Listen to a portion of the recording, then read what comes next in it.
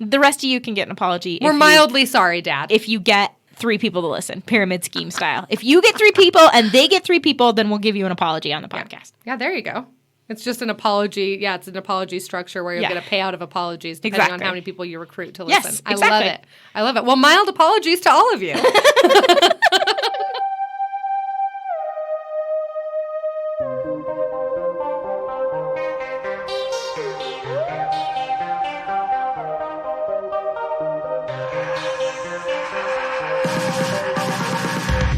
What's up, weirdlings? Hey. Hello. It's your ExtraterrestriPals. We're back. Yeah, we're back. We took a little, and it's summertime. Yes. I was gonna open up. Well, first of all, I'm Brittany. And I'm Cambria. Yes, and we are your ExtraterrestriPals. And it's been a minute. Yeah. It's been 2 weeks. It's been a fortnight.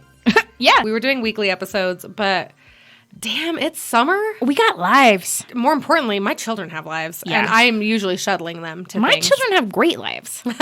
Your kids do have great lives. I want to do tennis. They're doing a lot. Sign me up for tennis. Okay. We're thinking, just to kind of give you guys a heads up, that maybe we'll be doing every other week through summer. Maybe at some point we can get back to every week. That would be fun. But if you share with your friends, yeah, if we get a few more followers, we'll absolutely do every week. But I think for summer, it's going to be busy. Yeah. For this week, We're talking about some cryptid shit. again, Yeah. I love a cryptid. Love a cryptid. This week we're doing an episode of Monster Quest. Blood-sucking Chupacabra Attacks. Yes. Is the name of the episode. So excited. We've gone from, our last cryptid was Mothman. Mothman. This time we're going with kind of a more diminutive cryptid. Yeah, A little well, bit smaller. And a little bit more animalistic. Yes. Yeah. We do have some actual photos of this and stuff. Of this Supposedly. cryptid. Well, of the animal they're calling a chupacabra. Supposedly. I think the pictures are real. Well, yeah. But what's That's the critter? fair. Nope. What's the critter is the question. No, you're absolutely right. What could it be? I mean, first of all, it just flashes a couple of images, one of which was a dead goat with just the biggest balls. Just Holy shit, how did I miss that? Right off the jump, it's like chicken noises and goat balls.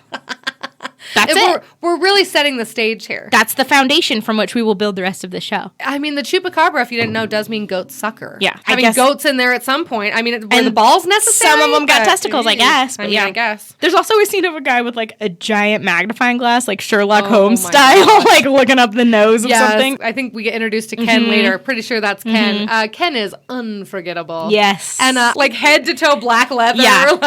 He Gothic cowboy, I wrote down at one point. I will say one thing about the paranormal investigator or cryptozoologist. They got a look. And they just go. Yeah, they're committed. No apologies. No, I love it. Yeah, me too. Sometimes I don't understand it, but You don't have to understand. That's exactly it. With a lot of this stuff. Yeah. It just, chupacabras on down. I don't understand any of it, but it's intriguing, and I'm here for it. Yeah. That hat has seen better days. Yeah. Yeah. It's a little crumpled. Well, I think it's the look.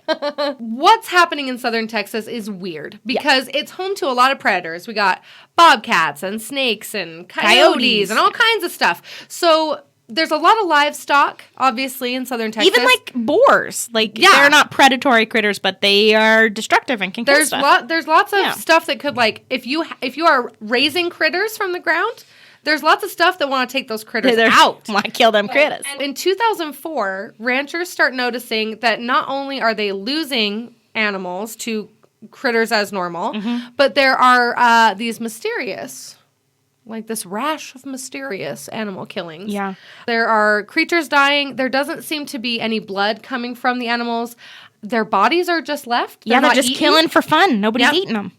Remember that guy says that only their favorite rabbits are getting killed? Rabbits? Yeah. How does the chupacabra know it's your fave? Yeah, he was like, you wake up some morning and you go out and your 4 favorite rabbits are sucked dry. It only picks your favorites. They're just lying on the ground. Okay. Only the favorite ones. Shit. The chupacabra. It's rude. He's kind of an asshole. It's petty. He scoped out the place first, cased the joint. Which ones are getting the most pets? I see the favorites. Those are the ones I eat first. The ones not eat, just murder for fun. Murder. Just killing for sport. Murder for murder for fun, suck their blood, leave their corpses.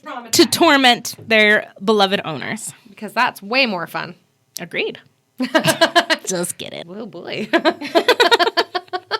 So the attack started in 2004. Which I did not realize. I thought Yeah. this was like an ancient critter that your grandma told you about. But I it's actually not. looked because I was like, that's not correct, right? Like, this is something that's been around for hundreds and hundreds of years. No, started in 2004, I That's guess, was crazy. like first sightings of Chupacabra. That's I don't know. I bananas. couldn't find anything earlier than that. We have Phyllis Canyon, who in 2007 is kind of noticing that there is a fierce beast skulking around her ranch. Yeah. And Phyllis is ready to handle it. She looks like a cruise yeah. director. I was just going to say yes. Were you going to say cruise director? Well, I was going to say like a 90s movie tour guide. Yes. personified. She's got her visor. She's got a little bandana tied around So her throat. good. Little navy polo shirt. Cowboy boots with her jeans tucked in. It's the best. She has a bleach blonde hair that's short and sticking out of the visor at the top. It's great. And Well, why would you cover that hair with a hat? Well, no, you gotta You let it can't. breathe. You gotta let it breathe. You gotta let that hair breathe. Absolutely. She looks great. She is very. This is a Chupacabra. She knows her truth, man. She is unwilling to bend. Absolutely. She knows what she knows. We're out in a field, and she goes, "First time I saw this animal was right here," and Yeah. walks to a spot Yeah. in the field. In the middle of a field. So she was saying that about that same time that she was seeing this thing out in the fields, something was killing her chickens and just leaving the bodies. Just like murdered chickens. Not cool.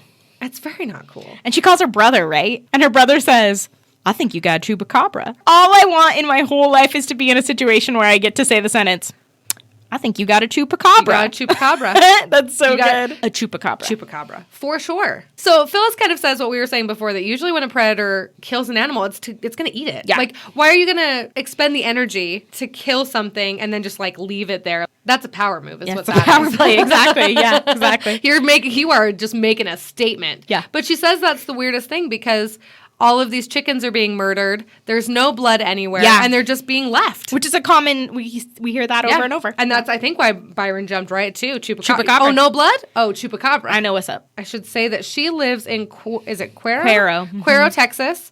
And then there have also been sightings of some weird creature, like the one she saw in her field, in Elmdorf and Pollock, Texas. Elmdorf sounds like a place from Lord of the Rings. Yeah, it does. Yeah. Yeah. Get Tolkien up in here. Yeah. Yeah, and these both of these places are hundreds of miles from where Phyllis is in Cuero. Ooh. So it's not like a small little area. We got kind of a wide range of distribution Yes. for these creatures. Indeed. Indeed. The next guy who comes on is Joe Conger. Yeah, I like him. He's a little funny to me. He's a newsman. He says they're small creatures with odd-looking teeth. They've got a hairless nature. Is he the guy that says kangaroo? I think so, yeah. There's one of the guys that says kangaroo. Kangaroo. It's a kangaroo. And I'm like, okay. For someone who is a reporter or some kind of newsman, he seems very convinced. A newsman. Not a lot of room for ambiguity here for him. He is he and Phyllis and Byron, they know. Weird teeth, hairless skin, bluish skin tone, Chupacabra. And then they flash a bunch of pictures, right? Yes. But they flash them so fast. I'm like, well, slow down. I want to see I those know. pictures. But here's the other thing. Yeah. They all look like dogs. Yeah, they do. Like, not even, like, they say huge teeth, but I have a 40-pound border collie poodle mix. Don't come at me with your doodle hate. He's great. Those teeth were no bigger than my teeth. Yeah. Which means they were no bigger than your dog, who's Oakley a standard has quite poodle. big teeth. Yeah. He has a very narrow, long mouth, but it's full of long teeth. Yeah. And he, too, being, like a 40, 50-pound standard poodle. Actually, he's probably closer to 70 now. Is he? He's old and kind of chubby. Oh. He's Is he gained that much weight. bigger than Teak? A lot of it's probably fur. I was going to say, Teak seems more barrel. Teak is my dog. He seems more, like, bigger around the middle than Oakley is. Yeah, Oakley has Bambi bones. He kind of is like, he My looks like a bones. deer, and he kind of lopes around like a deer. He does. But he has a little bit of a dad bod for a dog. He Well, has a little bit of a gut. And he has Same. a weird ass haircut right now. Same. We got halfway done, and he was like, and I'm now out. I'm over it. And I'm he's out. 12, so we can't really tell him Yeah. much. So now he looks like he's wearing a bed skirt. We went to a baby animal days and the kids got to see sheep getting sheared. Oh, cool. And I was I've like, never seen dang, we that. really? Yeah. That's neat. So just like come off in one solid sheet. That's how Because Oakley's it comes sticks off. together, you know? Cause it's Oh, yeah, got because it's got that sticky stuff. the that- lanolin. Yes. So I was like, I think we should get some of those to give Tika a haircut. Just My bring kids them were right like, down. That's basically wishy-washy on it. I mean, that's kind of what we use for Oakley. I know. The shears we got for him were mucho expensive. I know. We need to borrow them to give Tika a haircut. He's better. It's something about those, any kind of poodle, man. It's that fur is out of It's control. crazy. Yeah. It's wild. I mean, Teek's hair is like 14 inches long. I think it's spots. longer than my hair. It's longer than my hair for sure. For a minute, Teak had the longest hair of anyone in our house. It's super luxurious. It's pretty nice. He should be in a shampoo commercial. Yeah, he'd rock it. He's a good boy. But yeah, to the point, like all of these pictures kind of just look like if you took our dogs and they just didn't have any fur, or like no one was taking care of them. Yeah. Poor There's things. not a single picture in here. Like, I don't want to play my cards too soon here, but there's not a single picture or specimen in here that doesn't look like a dog to me. like a dog. Yeah. And I'm not like, a coyote kind of looks like a dog. A wolf kind of looks like a dog. I'm not saying that means it's not a chupacabra, but they often are like, look at these giant teeth. And I'm like, it's just the teeth. Yeah. And at one point they're using like, that as the smoking gun for like chupacabra. Yeah, And it's like, it just looks like a critter. at one point they're like, look at the giant claws. And those claws, nails, are half the length of my dog's right now. Like, they were tiny. I was like, what are you talking about, giant claws? Scary. Yeah, I guess. Chupacabra claws. Okay. Chupaclaws. I mean, maybe they're big for a chupacabra. I don't know. I guess. I mean, we don't really know. I don't know. Well, and that's the whole point of this monster quest is that unlike some of the other stuff we've talked about where it's all speculation and, ooh, maybe it was a goat, maybe it was a Mothman. Like, we're going to find out in a minute. We have some, like, hard evidence that they're going to be testing. Which I respect. Which is kind of cool because it's a little different from people telling their stories, which is also fun. But now we have stories and also... You know I've been begging for the science from episode 1. So now I'm you got into dog it. corpses. I'm totally down. I've been begging for science and dog corpses. That's not true. From episode 1. It does say that the first attacks of a chupacabra before any sightings, which were in 2004, were in the mid-1990s. And since then, there have been hundreds of incidents. The first attacks, though, were not in Texas. No. Puerto Rico. They were in Puerto Rico. Puerto Rico. Yeah, which is where it was named. Yes. Chupacabra. Goat sucker. Yes. Uncomfortable. We talked to Gustavo Rodriguez, who tells us the name Chupacabra was coined in Puerto Rico, and it does mean literally goat sucker. That's kind of where the first reports are of these animals that were killed and then drained of blood. Right. Gustavo tells us that he has personally investigated some of these reported attacks. He was like on the scene. Yeah. Yeah, back in 95, there were a lot of tabloid newspapers that were reporting that there were hundreds of attacks.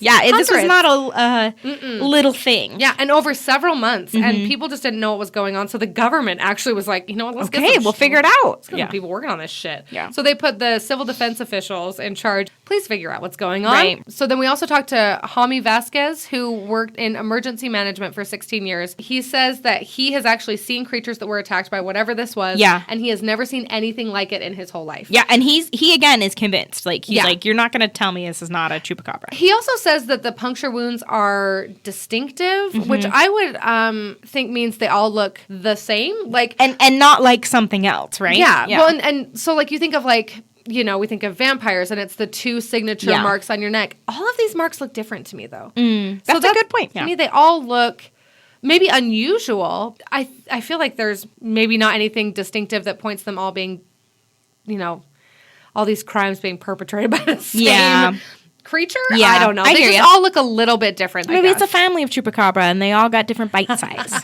But it's not the same chupacabra in Puerto Rico that we're seeing in Texas. It looks like a whole different critter here. Yeah. We're not looking at dogs here. No. Back in Texas, it was all four on the floor. And then they had big fangs and teeth. And they had longer back legs, right? Yep, Was it longer front or longer short? Longer back legs, so they're a little bit, their butt's a little bit up in the air. Like so they're kind of crouchy a little bit. Maybe not the most coordinated creatures. But in Puerto Rico. Oh, shit, in Puerto Rico. It stands up on its back legs. Bad news. It's like kind of dinosaur werewolf looking thing. Its muzzle's a whole... They have like a...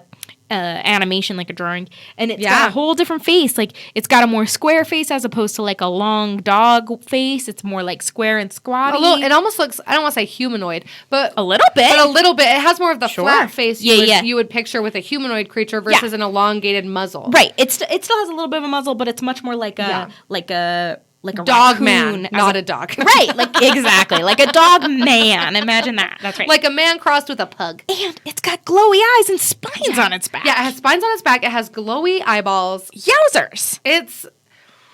I mean, if we're looking at just the 2 cryptids themselves, the 2 versions of this chupacabra, I mean, I know which one I think is scarier. This one for sure. Because that other one, I'm like, it's a dog. But this one, I'm like, nope, that doesn't look like any kind of critter. No. That's a scary thing. Yeah, and people describe it as looking like a gargoyle. Yes. The fuck? No. No, thank you. No, thanks. One of the guys in the show, I can't remember which one, talks about seeing it in his own house. Okay, I'm going to butcher his first name. It's Misael. It's Misael. Sure. Negron Melendez. Hey, please be kind to us. We really did our best. I'm trying. Yeah. He says he saw it, like, peering in his window. Yeah. And they do a reenactment, like Unsolved Mystery style. This was in 95. It's a fall night. Sounds beautiful. He's on his balcony. Amazing. He notices something standing on the far railing of this balcony, just hanging out over there. Like a gargoyle. So I'm telling you, though, this guy just balls of steel because he starts walking toward the damn thing. Yeah, he's like, hey, what's up? Instead of being like, run away, lock the doors, hide under the bed, burn the house down. Nope. He like starts walking toward it, and then he realizes, I don't know why he didn't realize this at first, but whatever this is, it's unlike anything he's ever seen. Yeah, and he notices the glowy eyes. Yeah, so just scary. Standing there. Also, they do a really wonky like CGI foot on the balcony that like. That's going on the Instagram. It's very funny. Do you know what I thought of immediately when they started this little reenactment? Wasn't your mom on Unsolved Mysteries? Yes. Yes. Every time I get a little bit tipsy, here's a story for you, Mom, since I know Colton told you should listen. Uh-oh. No, Nancy, no, you shouldn't. We're going to have to do so many apologies. Nancy, turn it off. Every episode. I love you so much, Nancy. You're one of the coolest people I've ever met in my life. Please don't listen. This podcast will soon become just apologies to our families. I have been known to, on occasion, maybe if I'm a little bit tipsy, shield your ears, mother, like brag that my mother was on it's a cool flex. I remember when the new seasons came out, right? There are 2 new seasons on Netflix, and Ben and I started watching them, and anytime I had a little drink, I'd be like, Ben, my mom was on this show. My mom was on Unsolved Mysteries. I know. I think it was like the OG season, like 91. I do it too, except it's my best friend Brittany's mom was on this. I've met her. I've met her several times. If I saw her in a grocery store, she would know who I was. Anytime I see anything remotely Unsolved Mysteries, that's exactly where my mind goes is, my mom was on that. Me too, except it's your mom, which makes it weirder. I think that's weirder. So he sees this creepy monster, red eyes, very scary, standing on this balcony, just, I guess, balancing on the railing. Which like you do. And he just, like, decides, time to go in the house, locks the door. This thing was like, not done. Not giving up. Nope. Comes up to the window. Yeah, and it peers its little eyeballs in the window. It's glowy red eyeballs. It's little glowy eyeballs. Ooh. He says he's never been so scared in his whole life. I believe you, sir. Yeah, same. I don't know. I guess I shouldn't judge people by how they act on camera. He seems to be telling the He truth. seems genuine, is what I'm saying. Yeah. Watching him talk, he doesn't seem to be overly dramatic. He doesn't seem to be acting. Right. He just seems to be like, this happened. Mm-hmm. It was very scary. So you know what? It sounds very scary. We have all these attacks happening in Puerto Rico, and then soon all these reports start coming in from Chile, Nicaragua, Mexico, United States. I guess, they just start cropping up everywhere. There's like an influx of chupacabras. Yeah. Then it's back to Texas. Yes. Where we meet my favorite guy of the whole documentary. Oh, yeah. Devin. Right? Devin McNally. Yeah. Okay, so before we talk about Devin's whole experience, did you notice his shirt is like, it looks like a muscle shirt where someone has cut off the sleeves? Yes. But it's not. The sleeves are purposely like that. It's like ribbed around the sleeves like it came that way. It made me, where do you get a shirt like that? I don't know. It was very funny. It's like the same ribbing that you'd put on like a crew neck. Like on the top of a crew neck, but on the arm. I totally just assumed he had cut the sleeves off. Because that's what it looks like. No. Recognized game. That's great. Yeah. Again, the style. The style. I love it. Up. So he says that in 2005, this motherfucker starts like stalking and killing his chickens. His favorite chickens. Yeah. So Devin says that he's found over 30 chickens that have been brutally murdered by this chupacabra. Yeah. And same thing, right? Laid out. Yep. Drained of blood. There's no blood anywhere. Just dead. But not eaten. He says there was no blood coming out of them in any place. Yeah. All this like gruesome chicken murder happens to coincide with the appearance of a creature. Yes. He says that he actually saw this creature with a couple his times, human eyeballs, like 4 times. Yeah. And that every time he was like, gun time, and like runs into the house. Yeah, so he runs in to get a gun, and by the time he gets out there, it's gone. So then he gets this brilliant idea. He says, I know what to do. I will put this loaded gun. Don't try this at home. I will put this loaded gun in a tree. So that the next time I see this chupacabra, I'll just run to the tree instead of back in the house. Hey, Devin, that's a bad idea. Yeah. Please don't be putting guns in trees. This is gun safety 101, I think, is don't put a loaded rifle in a tree. That's a bad... Like, that sounds like a bad idea. There's nothing about this that is good. I understand chupacabra pressing times. Sure. However, please not in a tree. Boy. Come on, I do think that he's a very animated storyteller. I would want Yes. him to like start a podcast, and I would just listen to him talk about this stuff all the time. Yeah, I wrote down that he's a better actor than Michelle Rodriguez. I guess I was feeling a little bit angry with Michelle Rodriguez when I watched this the first time. She does bug me though, for real. Why do we keep putting her in things? She's not good. She's got weird Miley Cyrus mouth, and she's not a good actress. If you're going to be an actor, I think that should be the one qualification. You can't convince me that she is. That you got to act. She's got a nice bod. There you go. Which, I mean, that's something. But I also feel like, just as a feminist, maybe that's not why we should be hiring people. Thank you. Is that anti-feminist because it's saying she shouldn't have work, or is that, oh, boy. Well, here's the thing, too. Uh-oh. She's also of the LGBTQ community. Oh, damn it. Okay. So, and she's Latino. You have to take all this out. Yep, we're in trouble. She's a great person, I think. We can support her. Yeah. And think that she sucks. Representation is important, and I'm glad that she's in movies, but she's not good at it. Yeah, good for her. We just burned all of our bridges back in Hollywood. With Michelle Rodriguez? All right. We'll never be in a Fast and Furious movie, I guess. I was about to say never. Vin Diesel, he's written us off the list. Oh, man. Yep, gonzo. Dang it. that was an unfortunate move on our part, but it's done now. It's not like we can edit this. Can't edit this out. What are you going to do? It is what it is.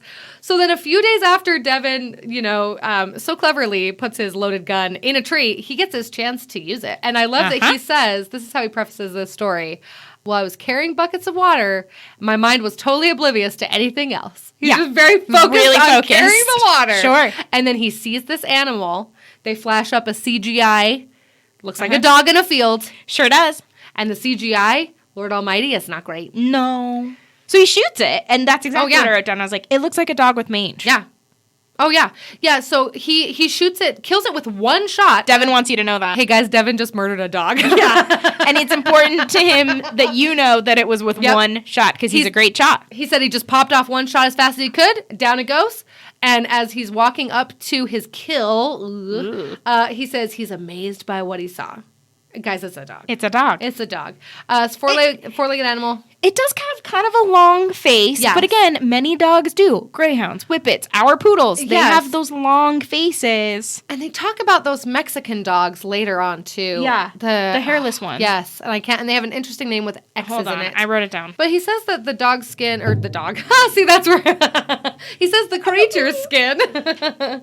He says the creature's skin is very weird. It's very hairless. It looks very rough. Right. He says it looks like elephant skin. It's kind of that gray color. It's got a little wrinkled. Mm-hmm. It's, he says it's probably not a dog, probably not a coyote. Now what? Okay.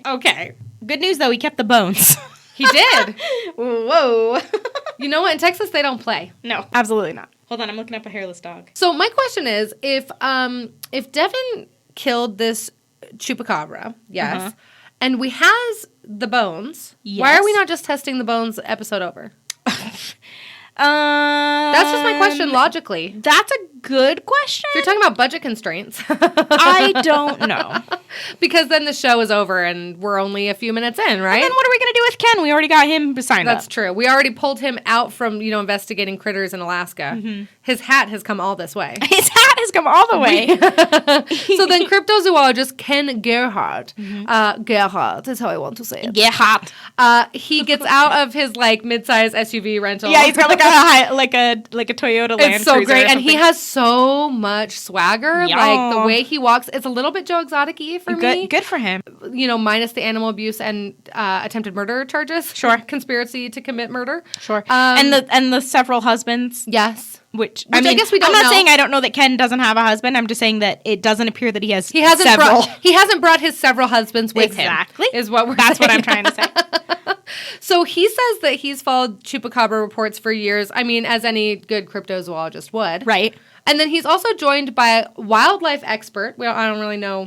Yeah, did you get the sense that these two knew each other before? Yeah, they seem kind of chummy, which is great. We're very chummy, but we're also Are we getting a show on history? Here's hoping. That'd be great. This is our pitch. Let's go investigate stuff. We'll do it. Listen, I will put my body in harm's way for a TV deal to investigate cryptids. I think any producer out there, any showrunner should know that I'm a solid 8 inches shorter than Brittany. So you're just going to have one of those little collapsible step stools off camera at any moment. No, I think that's part of it. Okay. All right. The dynamic. Just saying, I don't know if you can get us in the same shot because I'm too short.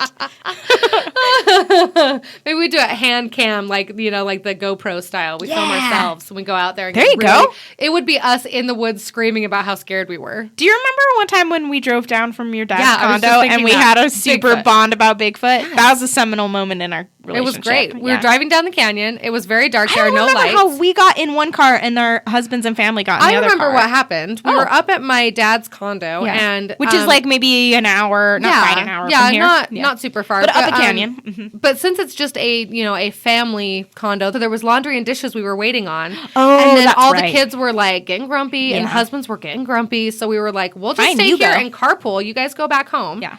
We'll finish up, the dishes and laundry. When that's done, we'll put that stuff away, and then we'll head down. But by the time we got done, it was like 10, and it was dark, and it was full of Bigfoot. And there was Bigfoots everywhere because if it's a tiny bit dark, I see things in the shadows. Yeah, and the whole time, just like, oh my God, what was that? Yeah. As we're driving down. There's definitely a Bigfoot But then we were laughing. It was very fun. It was great. I don't think the fear was genuine, but the friendship was. Right. That's good. That's a good motto for the podcast.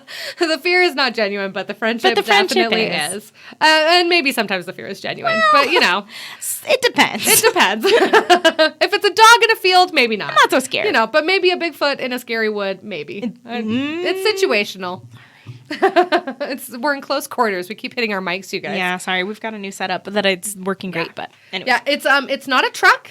No. Which is great. So that's fun. There are no windows to the outside, which is scary at nighttime. We're in studio stationary now, as opposed to studio mobile. Ken and Lee Hales, wildlife expert extraordinaire, are about to launch this expedition in South Texas. Yeah, they're going to find it. They're going to find the Chupacabra. Their goal is find a live one. Yeah. They're going to get it. They're going to bring it in alive. Mm-hmm. Again, part of me goes, for what purpose? But okay. So that it can, with its canid mouth, tell everyone, I am not a dog, I am a Chupacabra. Yeah. So they're hoping that they can catch a live creature. But in the meantime, we have some other evidence that we can talk about. They're going to look at Devin's bones. Devin's bones. The bones that Devin's kept. Hey, if you got a skeleton full of bones, where do you keep it? Oh, no, I don't know. Pop quiz, Brittany. Where in your house would you put a skeleton? Human or animal?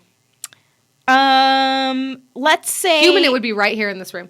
And no, I'm just kidding. With us? No, because then no one would come here. It's a storage room. I'd lock it up and no one would ever know. Okay. What about animal skeleton? And this is a relatively big animal. This is not like my tiny hedgehog. This is not a hamster. This is a critter as big as one of your dogs. Where do you hide? Or maybe you don't hide. Maybe you display. I don't know. I don't know what Devin's doing with these bones.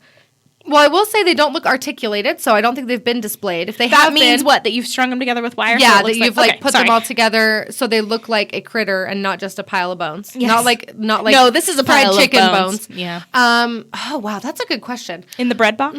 Oh God. Just kidding. I mean, that would be a good place. Would they all fit in there? Just like in one of those bins that goes under your bed? Like Probably. one of the flat bins. And then I'd put it in my garage and forget about it and then be really scared the next time I came across it. What if you buried it in your backyard? What if you put one in the disposal as you left, as you moved out? Or just cut holes in the walls and then patch it. Put a bone in and then patch it. And then when they do a renovation, there's bones everywhere. Put it down the air conditioner vent. Oh my God. That'd be funny. Yeah. Stick one in the toilet tank. Yeah. Ooh, that's a good idea. Would it Okay. deteriorate in the water? Probably, right? Probably, but maybe that would lend to the spookiness. Good point. How long has this bone been in the toilet? Nobody knows. A long-ass time. That's really cool. Oh, I think we could come up with all kinds of... Yeah, do we know where he has stored these bones? That's what I'm asking you. Where has Devin put these bones this whole time? Oh. It seems like he would have somewhere to store bones. Could you rig it up so that when you lifted the little... You got that little piece of drywall. Hatch. Yeah, exactly. Little drywall that blocks the attic entrance. Could you rig it up so that when you moved that, the bones fell? Yes. That'd be cool. Or maybe they were strung together and fell down skeleton complete. Yes, that would be even cooler. maybe they do a tap dance. Yeah, maybe. Yeah. Maybe that's what Devin's done. I don't know. I mean, if I did have a cryptid, I would probably save it. But again, that does beg the question, where does one store cryptid bones? Yeah. I just want to know where Devin's got these when he's not got them splayed out on the table for Ken to examine. If anyone is listening to this, I would love to know where you would store your cryptid bones. Where are you going to store? Where are you going to store your chupacabra bones? You got to keep them safe. So wherever Devin keeps them, he pulls them out for wherever he's got them hidden, he pulls them out for Ken to examine. Mm-hmm. And Ken puts on gloves, like he's being very scientific about it. For some reason, at one point, I don't know what kind of gloves he's got on, but Ken, being our goth cowboy, has many rings on, and I thought for a second they were on over his gloves. They're not. Ken's smarter than that. It was just like something about the angle of him. But I thought he had like taken off his rings, put on his gloves, put his rings back on, and I was laughing so hard. Fashion. Yeah. Fashion. You got to. The narrator tells us that he right away notices a startling feature. Yeah. The fangs. Yes. And again, he says, this is obviously the canine tooth on this animal. Yada. Okay. Yeah. And he was like, it seems like it's a lot more pronounced. False. You got receded gums. Yeah, they're going to look bigger. It's a skull. Yeah. There's no flesh on there. So how are you going to know? And also not big. Also, can I tell you, Kate, here's an aside from my life, the life where now all of my money goes to orthodontia for my children. We had to have a total of 7 teeth between my 3 children. Nice. My middle child, hers were not ready to come out, but they were worried about the adult teeth above going in at an angle and just going kamikaze on everything in between, right? So they pulled out her actual canine teeth. Do you know how fucking long those things were? Probably very long. With the root? Yeah. With the, like, whole, that's a human child. Yeah. That's a tooth on a human child. An average-sized human child. And she's got her mom's small teeth. Yeah. If those are the chompers lurking beneath those tiny gums, friend, I don't know. I don't know if we can look at teeth size and immediately say anything definitive. Yeah. And also, this critter looks like medium dog-sized, right? It's like beagle size. I mean, I really like it, Devin, but you killed a dog. Come on, Devin. Guy, come on. I know you were feared, but you killed a dog. Yeah. And, hey, just real quick while we're talking, too, don't put your gun in a tree. We're going to go back to that maybe a couple more times. It's just not safe. It's just a bad idea. I feel like we could find... Here's the thing, Devin, that I will say. I think you're smart enough to figure out a safer way to do this. Me too, and I believe in you. You're going to murder a chupacabra? I feel like you're clever enough to figure out a safe way to do that. We believe in you, Devin. Yeah. I think putting a loaded gun in a tree is not it. Yeah. I mean, they're smart enough to take some of the teeth and FedEx them somewhere. Yeah. Can you just FedEx teeth? I guess. You can just put them in an envelope and mail them away? It seems like you'd need a disclosure, right? What if someone opens that? I don't know. I'm blown away by this idea. Open a box of bones. Didn't Kesha have ask her fans to send them teeth and then she wore them as a necklace? That's Christ. A true story. No, that's in that different song where she has Jesus on her necklace. Different thing. You're mixing it. And he also, besides the giant teeth that are not that giant, he also points out a weird crest on the top of their head. Yep. Which on is the top of the skull. Like a poodle. Like a poodle. Name 2 dogs you know that have that same crest. Yours and mine. Yes. Yeah, if you pet my dog too hard, you can hurt yourself on that crest. Same. I think it's got to be a poodle thing. It is. My standard has it. Ken even says, or maybe it's the narrator, but one of them is like, no, you know what it is? It's one of the scientists later. But they're like, it's uncommon for some breeds of dogs. Yeah. Ken's like, this is the sagittal crest, and it's very pronounced. It's no more pronounced It's kind of poodly. Any of our dogs. It's kind of poodly. Yeah. I don't know what my dog's skull looks like because I'm not a monster. But you can feel it on the skin. Yeah, you can feel it through all the skin. So I imagine the bone itself is quite pronounced. In the case of my dog, through all the hair, too. Yeah. And maybe it's characteristic of certain dog breeds, but it's definitely not like, now it's not a dog. Exactly. I do have to say about Ken does kind of do some due diligence, and he actually takes measurements of this sagittal crest. I mean, he wears gloves. Yeah. Already we're starting on a good foot. He seems intent on finding out what this is, and he says that he wants to compare it to other known mammals. Right. You know, he's maybe leaning a little bit towards chupacabra, but he's like, we'll be safe. Sure. And he collects those teeth to FedEx off to somebody. Just like send them all. We're going to send evidence all over this country. Yeah. Chupacabra parts in the mail all the time. Sprinkle it around. Okay, so then we get introduced to Benjamin Radford. He's an author. Uh-huh. His book is Hoaxes, Myths, and Manias. Yeah. They kind of pose the question, like, why are we getting so many reports of this thing looking so different? Yeah, he kind of pulls the media card. The media. But he says it's not the descriptions. Like, you shouldn't be saying, oh, this person describes something that looks like this, and this person describes something that looks the same. They must be the same. He was like, no. Don't go off the description.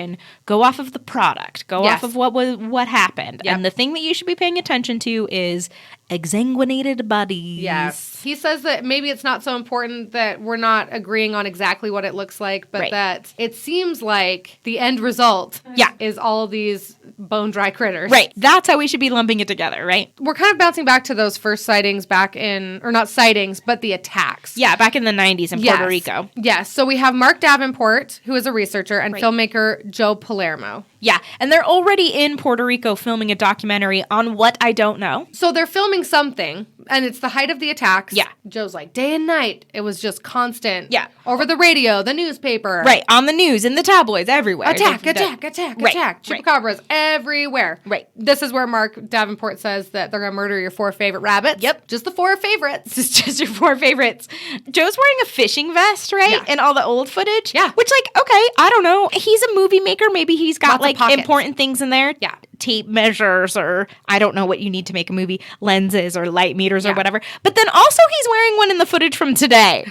So it's like he's just committed. Joe is always on. And this is who he is. For the last 30 years, he's wearing a fishing vest every day. And he's going to continue to do that. He's maybe never taken it off. No, he needs it. He's a never dude. And and instead of denim jeans, it's a fishing vest. He doesn't mind being bottomless, just not the fishing vest. No, he needs it. I gotta have it. It's got pockets. So much storage. Yes. It's so practical. I've decided that I am a person who wears a fishing vest all the time. So while they're there, they're conducting dozens of interviews. Right. And then they're interviewing the local mayor when they get a call. Urgent, right now. Attack right this minute. It's like breaking news. Like, Chupacabras nearby, get your butts over here. And then Davenport and Palermo, whether they are there for Chupacabra or not, are like, now we are. Yeah. Now we are. This is what we do it now. They go to this neighborhood in Puerto Rico, and they discovered that this Chupacabra asshole has been to, like, this particular neighborhood every night for, like, 4 months. Yeah, every single night. He really likes your favorite rabbits.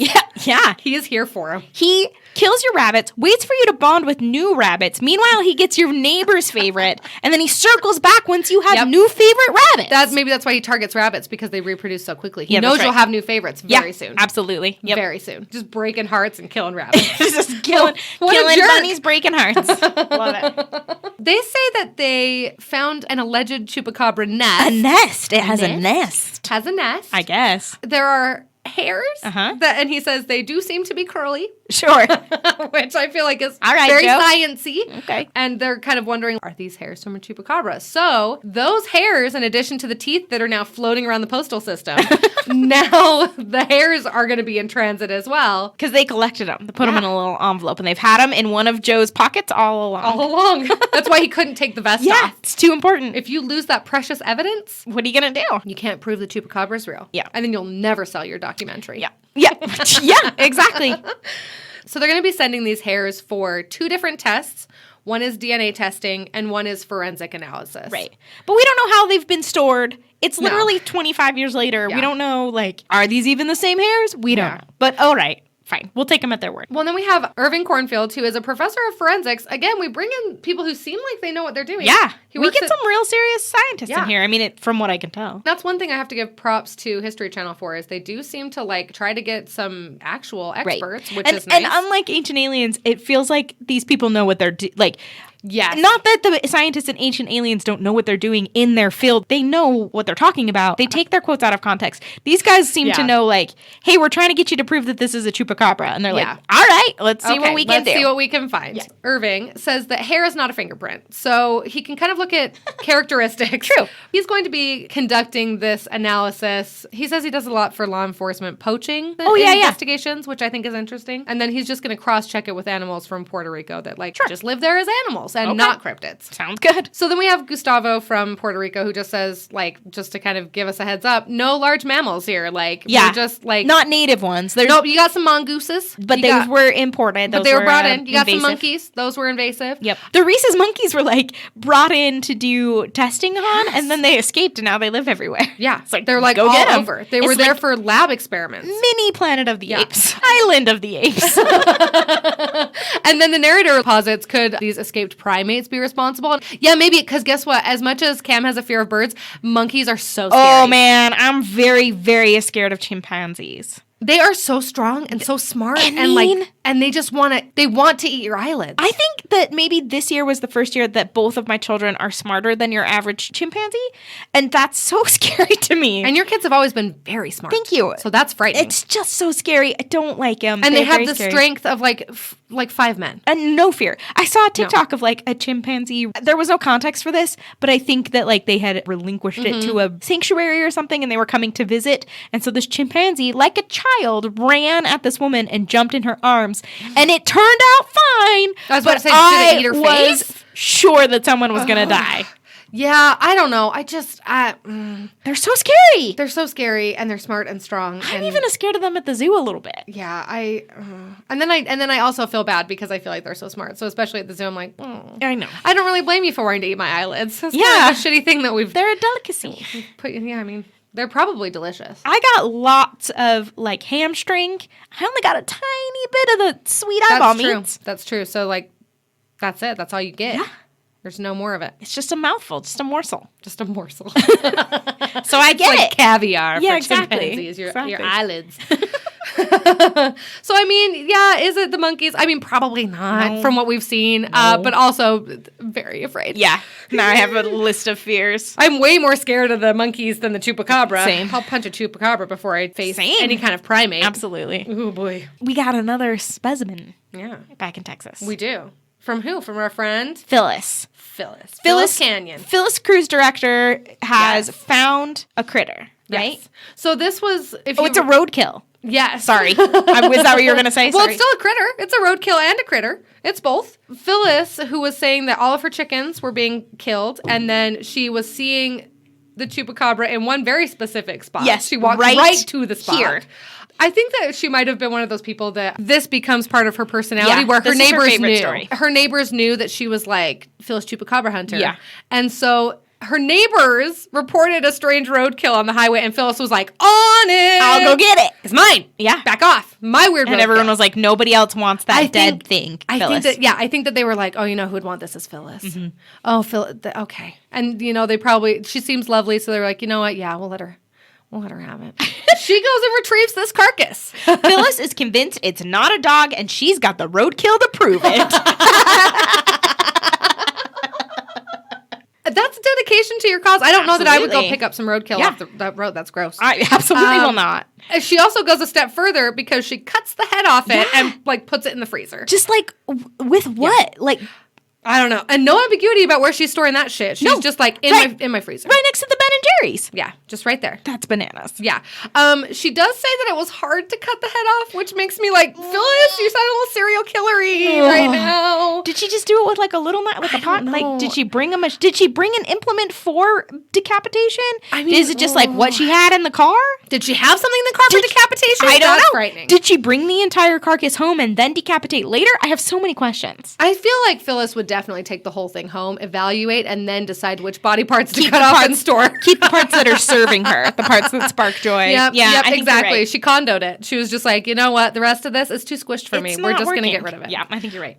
My initial thought is like turkey knife. A what? A turkey knife, like an electric, like an electric bread slicer. That's way. I mean, that's probably what I would use if I was gonna, decapitate some roadkill. You've already thought about it more than me. Oh no, I don't have one of those. I was just thinking, like, you'd want a good, like, a lot of blade. You'd think. I don't know. We obviously don't know what we're doing. Everyone, take comfort. We are not. We've never decapitated anything. Never. Maybe your Sawzall. Oh God. What about the moisture? Yeah, because I was about to say, then you throw that Sawzall out. Bye. You get one from Harbor Freight specific for the job. Yeah, you'd have to. Your average dollar store Sawzall. Yeah, exactly. Chop the chupacabra head. And then but the head looks exactly like a Zolo. I wrote it down. It does. Zolo. It looks, it like exactly. Yeah. It looks like every Zolo I've ever seen. It's got big ears. It's got a little bit of an elongated snout like a poodle or other dogs that have a little longer snout like a Whippet or an Italian Greyhound. It looks like that. It looks exactly like that. It's got dark skin like a Zolo, right? They have kind of black to gray skin. Their skin is kind of dark and hairless. It's exactly what it looks like. Yeah. Phyllis didn't kill this animal, but it's a dog. She's been storing a dog head in her fridge for, 15 years or whatever. Yeah. Is it that long? I thought it was more recent than that. I guess I never in 2007. Oh my gosh, I didn't put that together. For a hot minute. I think that's what my notes say anyway. Oh, gross. Yeah, in 2007, they reported some strange roadkill on the highway. She's had that in her fridge for a long time. 10 years? I think this came out at least in the last decade. Nasty. You think she still got it? I like that people are trying to find evidence and trying their best to store.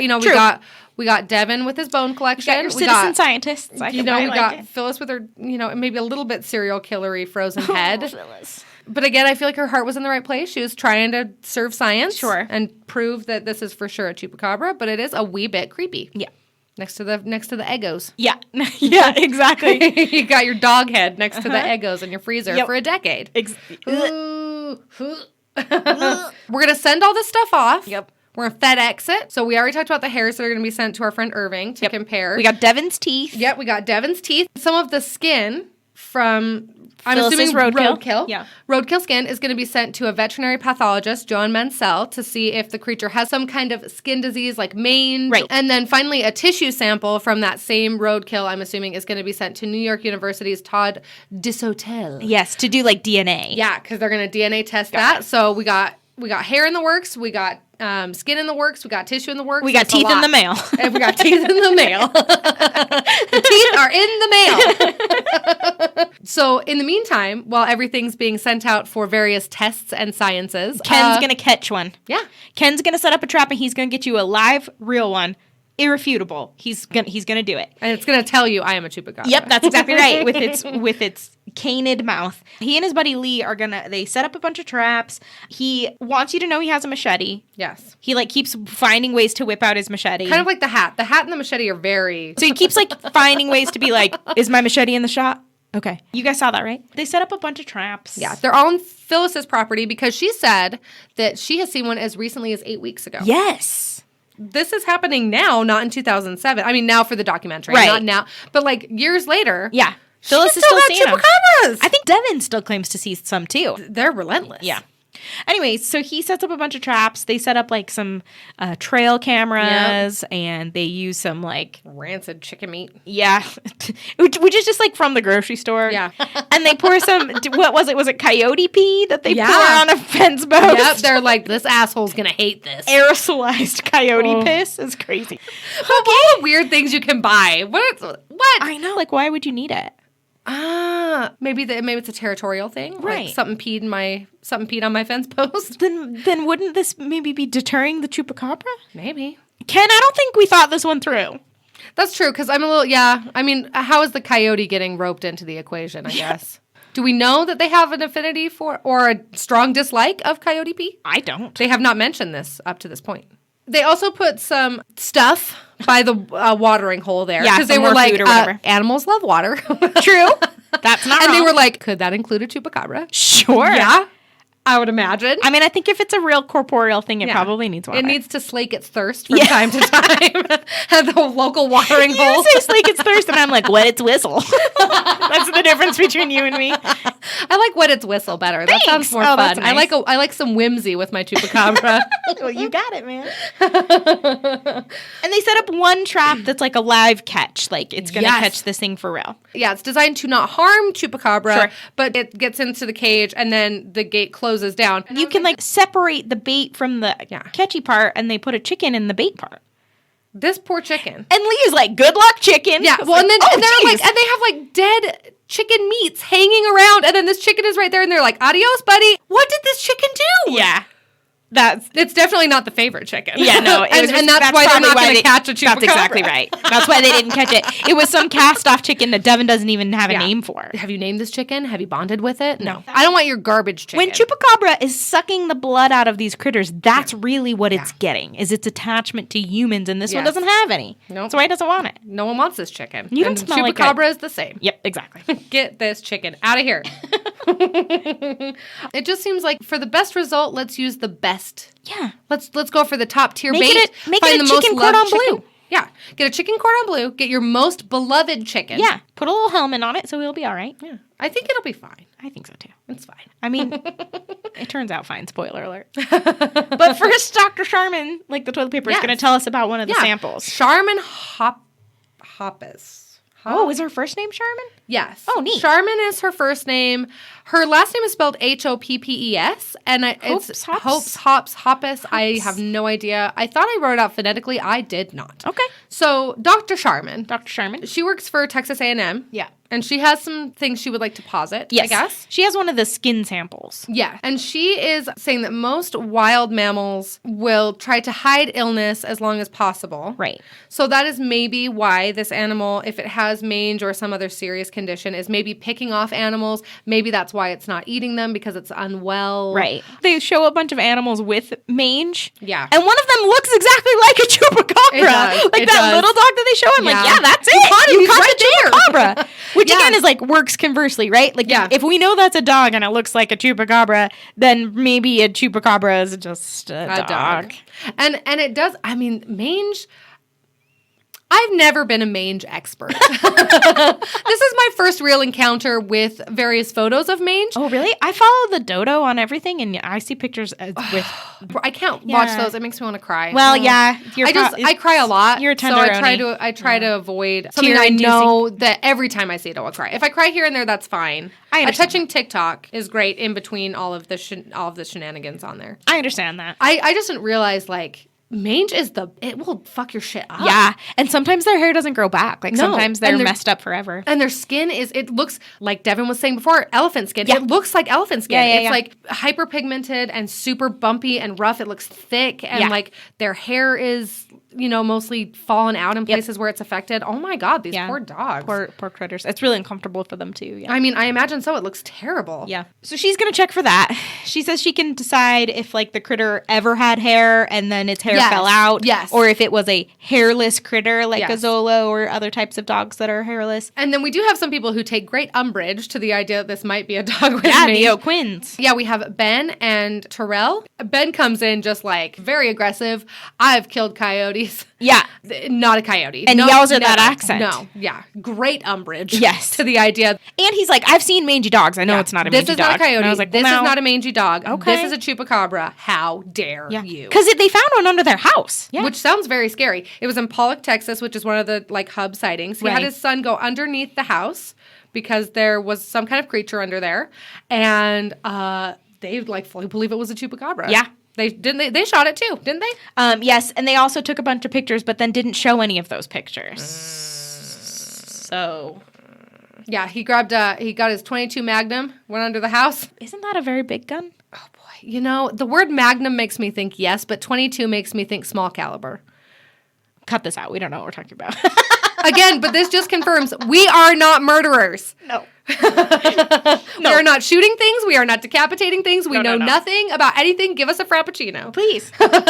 So Ben shoots the creature under the house. Yeah. His son pulls it out from under the house. They'd say it's like a crusty skinned creature. They show some pictures, but they're not from this incident, are they? Not. That's different. They're recycled pictures. They opted to not put it in the freezer next to the Ben and Jerry's, unlike Phyllis, which is weird. I mean, why? Dr. Charmin says that she has never seen a case this severe in any domestic animals that she's seen, and not in a wildlife case for sure, but that doesn't necessarily rule out. Right. Okay, so then we kind of jump back to Irving Cornfield, who is the guy who's looking at the haze. The haze from Puerto Rico. The Puerto Rican haze. So he does a bunch of science stuff. He does some scrapings. He does some stuff with alcohol drippings. I don't know. It's fancy. It's very fancy. Perhaps there was a centrifuge involved. He uses a microscope. Neat. So he says that it's definitely not a monkey. Yep. Thank God. Then he uses a high-powered electron microscope. It magnifies everything 1,000,000 times more than we can see with our human eyeballs. Gee, dang it. That's a lot. That's too much. So he says that looking at it through there, he's looking at the scalation patterns, and he says definitely a canid, probably a domestic dog. Probably a dog. Probably a dog. He does say, like, I don't know, it's some kind of canid. Maybe it's a chupacabra. I kind of got the feeling that he was, like, trying not to, like, dash their Yeah, hopes. me like, too. It's canid. Yeah. It's maybe a domestic dog. But, yeah. maybe he was not. trying to kind of be, like, simplest answer is probably the one. Yeah. So he was like, I mean, it's maybe, but probably it's just But probably it's a doodle. I mean, yeah. Probably with that crest. Just a dog, I guess. And then we're back to Texas where we're going to check all of our traps, right? Yes. So they've put the coyote piss on everything. You know what? If you have it, you got to use it. Use it or lose it. Do you think that you can get it like shipped to you on Amazon Prime? I'm certain you can. Can you do like Maybe a subscribe and save? Easy. I'm going to check right now because I need to know if you can subscribe and save on. We're going to do a giveaway for some coyote pee. Yeah, exactly. Like and follow. So you can 100% buy it on Amazon. Nice. Unfortunately, not a subscribe and save. So you can't have situation. like a shipment every couple of weeks. No, but there are several brands. Oh, look at this one. Look at this lady. Look at this picture. Okay, you have to save this and send it to me.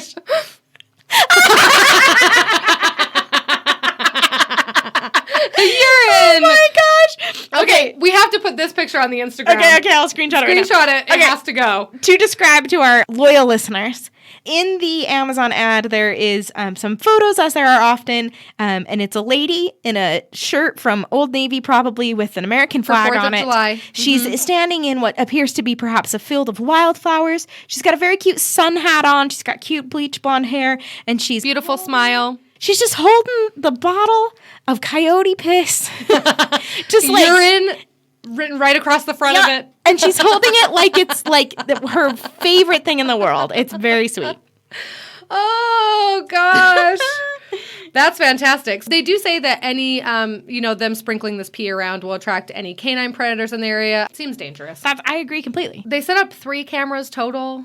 Yeah. Ken and Lee are like trying to have this like candid conversation, like improv conversation that's supposed to look natural, and it absolutely doesn't. They've already rehearsed this. Yeah. They're not nearly as good at actors as Devin. No, that's true. That is very true. We keep kind of jumping back and forth between the science and the traps. Yeah, and I feel like we've already talked. I mean, like, you can only talk about the trap setup so many times. It's some traps and some cameras. Like, I don't know that we need to say more about, like, and the traps are still there. I mean, Lee and Ken tried, and it was awkward, so we should be laughing. I feel like they really tried to pad the episode with that. Yeah, like, we're going to go back to them walking around with the machete and the traps and the hat. Yeah, and trying to talk to each other. Yeah, about coyote pee. It's a lot about coyote pee, exactly. But we do get some of the science where one of the doctors, I forget which one, but she looked at all 3 critters from Texas, and they say that they're probably the same type of critter, like not the same individual, but probably the same type of critter. And they say it's probably a hybrid between a coyote and a domestic dog, which is not unheard of at all. Yeah. They're like, it's probably what it is. So Dr. Sharman also looks at the canine teeth, and she says, they do look a little bit more pronounced, but she said it's basically right in between a domestic dog and a coyote, the size of it. And then I love that the narrator runs with that and is like, so it's too small for a dog. Hang on. So the narrator runs away and it's like, so it's too small for a dog, but too big for a coyote, Chupacabra. No. And I'm like, that's not what she said. She said also, it's in the range. Also, coyotes are not particularly humongous. There are plenty of dogs in the world that are bigger than coyotes. Yes, you know what I mean? I think the coyote was on the smaller end of the scale there, buddy. Relax. It's just very funny how he's just like, oh, that's evidence. And I'm like, okay, well, there's the one where you're jumping a little far for me. We go back to the traps. Chicken, it looks scared as hell. It's the middle of the night. But they're talking so loud. Yeah. Did you notice? Yeah. Ken and Lee are like talking as loud as you and I are right now. Yeah. And supposedly they're like yards from the trap. I'm like, well, yeah, guy, you're not going to. Chupacabra's not going to come around. And I feel like as soon as it got dark, they were giving the illusion that it was very, very late. And I'm like, it's probably 8:30. They're going to go to Chili's and split an app sampler or something after this. Like, get some queso. It's not that late. But they're like, well, I guess we'll go. So they check their trail cams and there's this like big buildup of like, oh, there's something on the camera. What is it? A rabbit. Oh, one of the favorites. It's not a chupacabra, it's a rabbit. But then in the live trap with the live chicken, they catch, so dramatic, a possum. And a possum. Oh. Which I think are kind of cute. They are. I've heard they make great pets, actually. Yeah. I think they're like raccoons. They're quite smart and are easily trained up. Yeah, they can be very loving, and they are very clean critters. They're marsupials. The baby ones are so cute. I don't know that I've seen a baby one. They look just like the mama. Like they're like cats, right? Where they're just like a smaller version of the smaller, thing. Cuter. Yeah. Oh, I mean, most mammals are, right? Yeah. But they got the big buggy eyes for their. Right. Most of them have bigger eyes. Are they mammals? Are marsupials a kind of mammal? Yes, I believe so. Okay, perfect. So, so cute, and they got those cute little prehensile tails, right? Like monkeys, so they can hang. And so they like sometimes sometimes they get their tail wrapped around their own foot, and they are still learning how to use their tails and foots, and they can't get themselves unstuck from their own tails. I think so cute. These might be my animal. So cute. That sounds so clumsy and adorable. That's just a little bit your spirit animal. Yeah. If I had a prehensile tail, I would constantly be tripping over it. Things. I mean, I think that they may not have caught a chupacabra, but they definitely won. They caught something very cute. Our hearts. Yes, they won our hearts. The possums. The possum did for sure. Did. They get an armadillo on one of the things too, and again they talk it up. They're like, movement on the cam. We caught something. It's an armadillo. It's an armadillo. Very cool. Not a chupacabra. All right. Where they sprayed the coyote pee on the fence post is just clawed to shit. But again, who knows what did that? Because apparently it's not. I take a little bit of umbrage. Yes. You already used that word. I was trying to think. I love it. It's great. With clawed, it's definitely like mushed. Yeah. But it feels to me like it could have been a boar. It is changed. We'll say that. It is changed. It is macerated. Yeah. It's been altered in some way. But here's what I know about Texas. There's wild boar everywhere, I think. And it feels like it could have been a boar, like rubbing against it. Could be anything. It could be a fucking jaguar. It could be the producer of the show. I don't know. Could be. Could be a jaguar. It's Joe in his fishing vest. Could be. I mean, you gotta sell that documentary. Honestly. Who knows, man? So we kind of like wrap up that no chupacabra. Yeah, nothing but then exciting. A few weeks later, after Lee and Ken have gone, Phyllis finds another creature in her neighbor's property. She's got another one. Hey, guess what? Guess what it looks like? A dog. A dog. But, a chupacabra to Phyllis. Enormous claws that are not, that are very small. They're like, is this the beast that scratched the post? I don't know. Sure, maybe. I don't know. Just chupacabras coming out of the woodwork over there. Just all They over. love Phyllis. They know she believes. That's right. And they support her fashion sense. Yeah. So then we get back to Joanne Mansell, who is going to look at the first beast from Phyllis and see if it was just like a regular critter with mange. Yeah. She says that the sample was kind of not in the best condition. I mean, again, it's been in a freezer for a decade. It's like when you put fruit in the freezer. It's older than two of my children. It's not. Fruit in the freezer is perfect. Work. No. Doesn't de-thaw the same. Yeah, there's no blood supply. It's, it's not, the skin's not really supported. It's kind of hard to tell. She does say it's not a Zolo, though. She does. She says this critter should have hair. It had hair at one point. It should have hair. So it's not a hairless creature. It's right. Like a Zolo would be. It should and did have hair at one point. At one time it had a full coat of hair. But she can't say either way whether it was mange or not. I think they're Zolos and she's wrong. I mean, I don't know anything. That doesn't mean anything, but that's what I think. I did think it was interesting that she said that you can tell if they are a carnivore or not from their hair follicles. Yeah. I didn't know that was a thing. Me neither. Yeah, she was like, so this is definitely a carnivore because I can tell from the hair follicles. They also did DNA tests on all three samples from Texas, and all three of them, DNA, dogs. Dogs. All three of them. Yeah. So that's why I'm like, I think one of them was a Zolo. And she had this nasty, in the freezer. Maybe sample. She just kind of held it like with tongs, like at arm's length, and was like, I don't know. She was like, it's too gross to get close I don't want to get in there. Know. Ew. It's freezer burned. It smells weird. But the one they do the DNA test on the one from Puerto Rico, too. Yep. One of the samples from Puerto Rico. And that one, they can say, by DNA, is a cross between a dog and a coyote. Yep. So I think we're looking at lots of different canine variants. Yep. I mean, I think it is interesting if you go back to the very, very beginning. The author who was like, why are we worried about what they look like, though? Yeah. Let's focus on all these mutilated critters. Yeah. That is an interesting And work point. backwards. Yeah. Yes. And like a different way to rule it out, right? Like, it's not that it looks like what we think a chupacabra should look like. It's more like, did you see it sucking blood out of a critter? Then let's just assume it's not a chupacabra until we can kind of work from there. Chupacabras had like a straw tongue. Oh, neat. Maybe that's maybe it was a different Monster Quest that I watched forever ago. But I thought they were like, maybe even winged. Ooh. I did not think they were winged. I'm going to have to find But that doesn't mean it. I mean, I'm going to have to find it because I remember a bad CG animation of a winged, blood-sucking, gargoyle-like creature, not a dog, like a gargoyle. I did think they were a little more gargoyle-y than the ones we're seeing in Texas, too. Also. I thought they were, more upright. Yeah. Yeah. Which, honestly, way scarier. I'm not into it. Devin and Phyllis are like, nope. Thank you for the DNA evidence. No. Wrong. Thank you Thank you for your science. No, it's a chupacabra. Well, cool. I'm glad we got all these people out here and paid a lot of money for this DNA testing. Absolutely not. Thank you. Yep. And Phyllis is like, I've talked to many people. I've looked at many pictures. I've done research.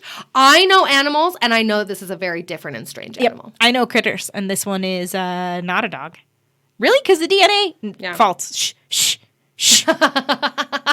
Chupacabra. Maybe it's just a very big letdown to realize that the cryptid you had in your freezer for a decade is actually just a hairless that's probably dog. it. She was like, one time when I was trying to get a fudgicle out of the freezer, I reached my hand in there and it was dark because I didn't want to share my last fudgicle with my husband, and I reached in there and I touched it, and I just really wanted to be a chupacabra. Otherwise, I touched it for no reason. Otherwise, I just have a dead dog in my freezer. I touched it with my hand, and we were out of fudgicles the whole time. There were no fudgesicles.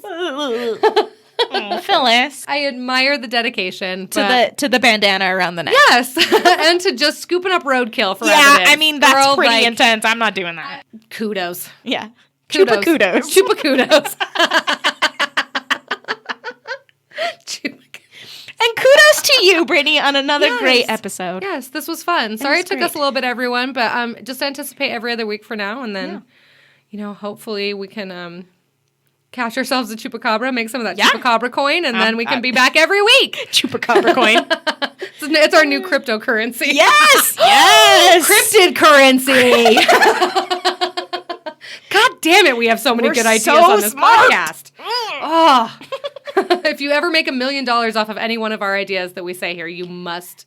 tag us in it, at least. Us. I was going to say credit us and get 10 people to listen. Yep. And that's all we ask. You can tag us at What's It and Weird on Instagram, or What's It, I forget what it is on TikTok. It's What's It's and Weird on TikTok and Instagram. TikTok and Instagram. Same. It's Twitter that's different. It's just What's It's Pod. What's It's Pod on Twitter. And then if you have a documentary about something like a cryptid or a ghost or an alien or something that is near and dear to your heart. Paranormal or unusual, we're into it. Anything unexplained, paranormal, weird. I mean, if it's weird, send it. We're into Worst case scenario, actually, we'll just do it. Yeah, there's no worst case. Right now, we just love suggestions, so do it. So you can send those to us at whatsitsandweird@gmail.com. Until next week, ExtraterrestriPals out. We're drinking corked wine in the storage. That's very classy. So fancy. We're very fancy. We're drunk at the park. Hell, please come take us home. That's I was gonna say that's when we graduated. We should don't say that. They don't need to know that. Shit, we're old. A fedora is a blanket term. Any short-brimmed hat is a fedora. I learned something new So today. the kind that we're familiar with as a fedora has a name. I can't remember it now. Okay. Yeah, the incel kind. The incel fedora. Mm-hmm. Okay, there we go. Yeah. Those are like the Meg for me. I will watch them in perpetuity forever. That's funny that you say those are like the Meg for me because I would also say this is like the Meg for Brittany. Yeah. Like the Meg for you is the Meg. It's the most likable Jason Statham's ever been. By far. You've heard me say that a dozen times. He's also shirtless in it, so Great. win-win-win. Win-win. He's likable and shirtless. There's that adorable little girl. Yeah, it's like, what else do you want? And Giant shark? And that Icelandic guy from Maria Bamford. Oh my gosh, I Lady love Dynamite. him. I got out of the car and I stood there and I just looked at it. Phyllis has got a great sense of direction. That's gonna twang. Because of her time on the cruise ship. Yeah, we're in southern Texas, so. First of all, also, you got a skull with no skin. I just spit really far. That's a blooper. Spitting on our equipment over here. Oh my gosh. Like he could have been him. I just inhaled my tongue. Don't do that. Ken said that Ken was wrong about molars. That's fine. But you know for sure he's hoping he's going to take this History Channel money and get a Jurassic Park paint job on that Land Cruiser. I mean, that's my dream. I mean, yeah. I mean, that's if there's ever any revenue from this podcast, that is the first thing I'm going to do.